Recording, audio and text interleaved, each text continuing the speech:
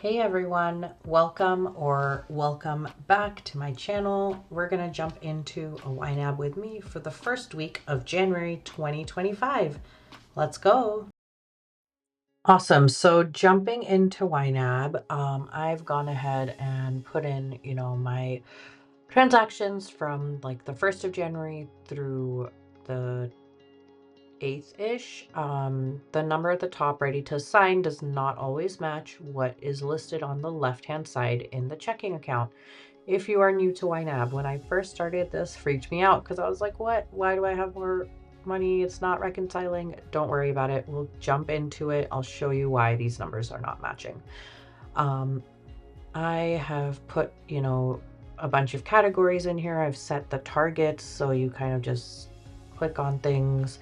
In the line item, you can say edit target, the amount that you need, if you need it by a certain date, and then kind of the behavior you want that money to follow. So next month, for example, for student loans, I want to have the same amount budgeted, set aside, because that's a bill that always happens.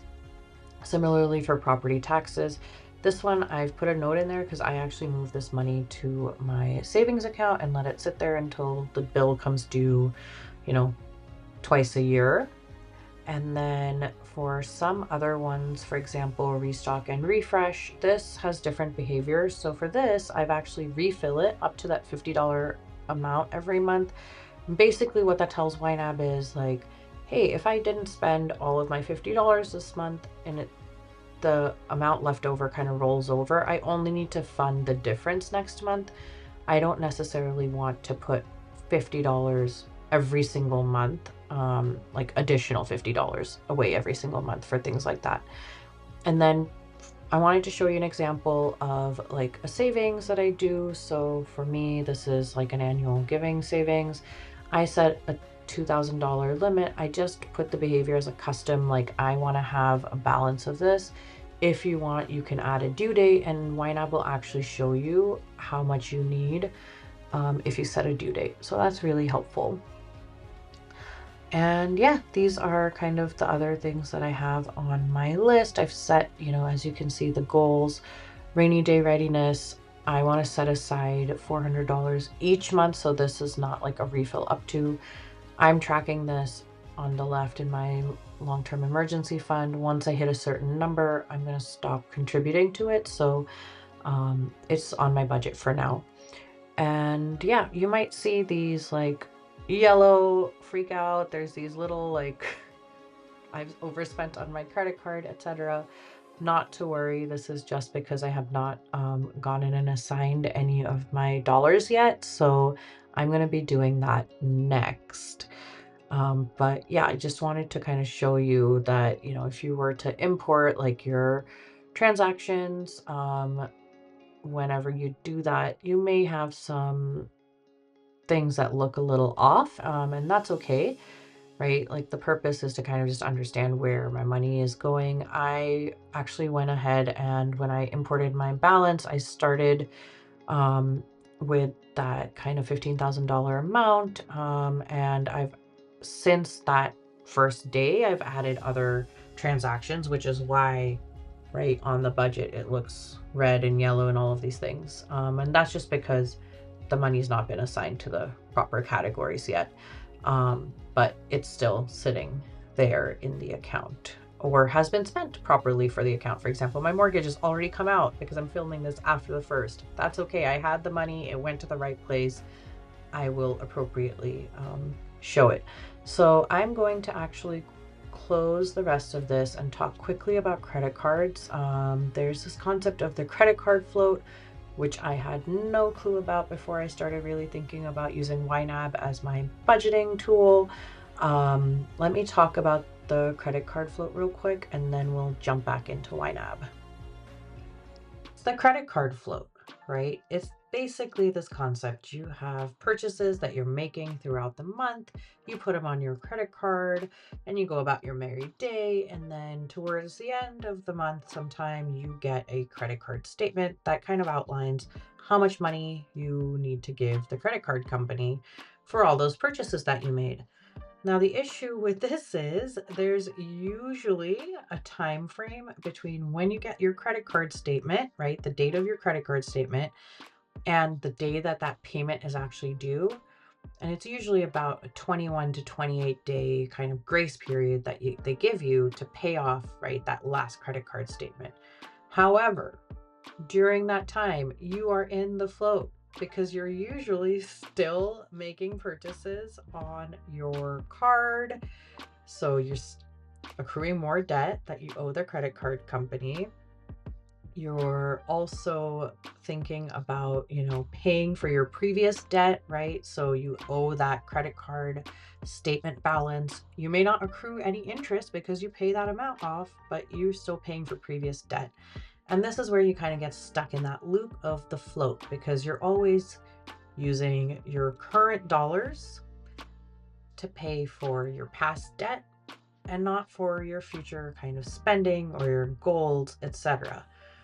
So the goal of all of this is to think about, well, am I in the credit card float? And if I am, right, then what am I supposed to do about it? So when I'm thinking about what can I do, there's a few different options here. Let's chat about them. If you have the means, you could totally pay off your card down to zero, not just the statement balance, and start fresh. That way, kind of any dollar that you put budget towards going forward is always going to be, paid off before the next statement. And then you could also choose to pay a bit extra and slowly get ahead, whatever works for your situation. The important thing to remember is to make a plan that works for you and work towards getting off the float. Use your current dollars for your future self, not for your past. All right, so let's jump back into YNAB now. Now that you understand the credit card float, I'm going to show you what I did. So I have the funds to pay this all off. So that's what I'm going to do. I'm going to assign that starting balance amount to that credit card line item on my budget. And then that way, essentially anything that I spend from certain categories afterwards will be accounted for once I assign dollars to those categories. So this is the way to reconcile, that starting balance if you have one with a credit card when you start YNAB. If I click into this row right here, YNAB actually already has that underfunded amount outlined for me, and there's an easy button. So I click it, it assigns it, and that does some of the work for me. So that's basically, hey, you had to pay off that to zero. Now anything else that goes towards this card, right, the payments that go towards it will all be for other budget items that I have. And it shows me like, hey, I have this much in overspent categories, right, that are later on in my budget. That's because I haven't assigned any dollars to them. You can see that here, they're marked in red. That's okay. I'm going to be assigning my money from my ready to assign category. I want to just make sure that my other credit cards are fine. This card is okay. It started with a zero balance, so I'm going to be able to fund that when I fund the categories that I've used to make purchases. And then the Apple card, however, did have a statement balance, and I'm just going to pay that whole thing off. I'd saved money for it, and I made the decision. So now I just gotta I've already made those payments. So now it is zero, and you can see that like the working balance here at the top will actually match how it shows up in the budget as well. So let's go back to the budget and you can see that. So here we go. That's zero. It's zero on the left. All of this is squared away. That's fantastic. What we want to see. All right, so to get these other numbers to also match what's on the left, I need to assign some of these dollars out. So I'm going to start by assigning my money out, just basically start to finish. I have enough to cover all of my expenses for this month as previously planned before a paycheck comes in. So I can actually select all of my categories and just hit the underfunded amount. And YNAB does a great job. Now you can see there's a few of these that are safely spent. That's because the purchase has already happened. I had the money for it, it's okay. But if you're doing this right on a regular basis, you should be able to see things go from like partially funded to fully funded and then to spent, and that's part of the fun of YNAB. I realized I have not actually cleared all of these transactions, so let me do that real quick just so that it's a little easier to kind of follow things. All right. So I have now funded my Queendom category. Things that have not come out yet, like internet, still say funded. They will say spent once they have been spent. I'm going to go ahead and cover all the rest of my categories with my ready to assign amount. And I wanted to show you here, healthcare, it says 0, and that's actually because I made a purchase for a new prescription at CVS. However, I got reimbursed from my HSA. So all I need to remember to do is move those dollars to the credit card once that reimbursement rate is now in my account. And actually I'll make that credit card payment just using that reimbursement dollars, and it'll all even out.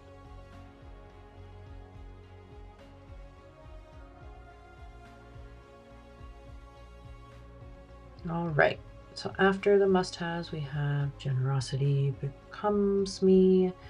I am going to put the amounts into my compassion and my making others smile, and then I will come back to the others. Just showing you here on the right, like it gives you this little,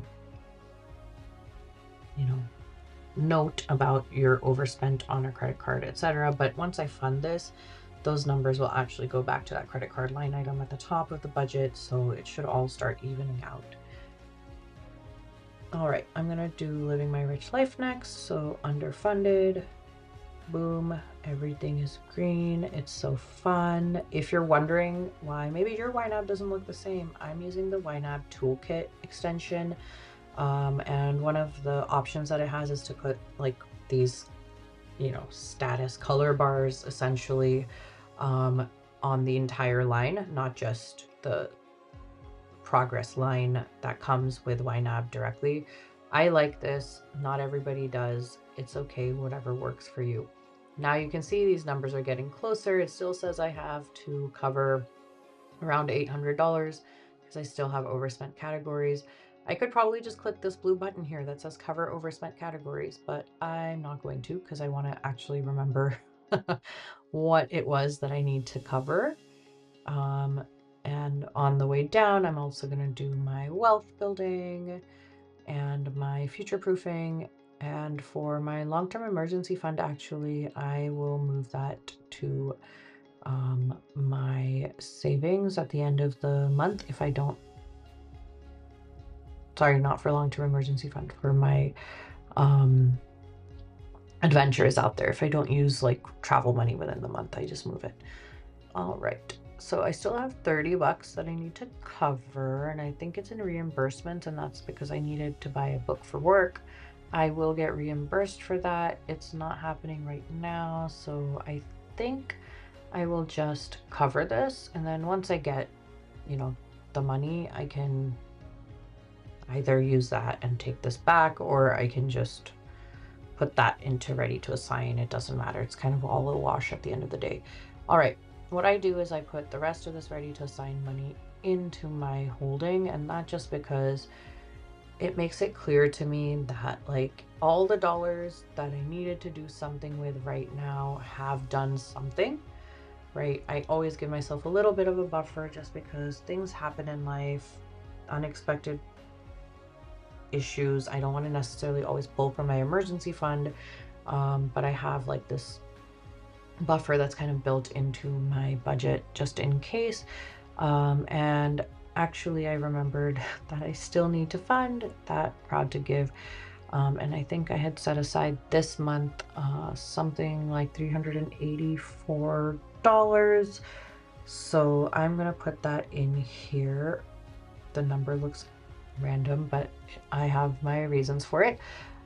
And in order to fix that, I can hit the fix it button and I can move it from that money bag of holding. Now we're all good.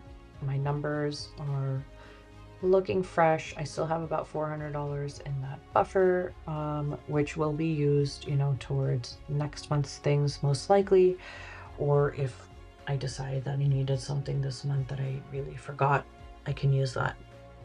But I try to use it for next month, and so actually any paycheck now going forward will all be used for future purchases, not for past or current, which is great.